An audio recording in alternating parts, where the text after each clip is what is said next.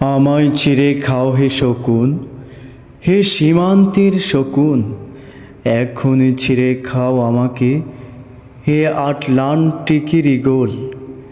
শিগগির খুবলে খাও আমাকে, হে বৈকাল রোদের বাজ, আছড়ে কামড়ে ছিন্ন ভিন্ন করো আমাকে।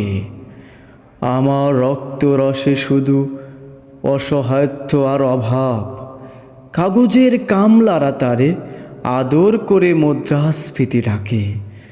ঋণের চাপে নীল হয়ে যাচ্ছে আমার অনুচক্রিকা, সংসার চালাতে অন্তরে হয় ইন্টারনাল ব্লিডিং। কি আশ্চর্য, তবু আমি মরছি না। ওদিকে দোজখের ভয়ে আত্মহত্যা করারও সাহস পাই না আমি। খোদাকে বললাম আমি মরতে চাই, তিনি বললেন বেঁচে আছো কি? বলল সহস্রাব্দ উন্নয়নের সাক্ষী হিসাবে রাজা তোমাকে মমি করে রেখেছেন।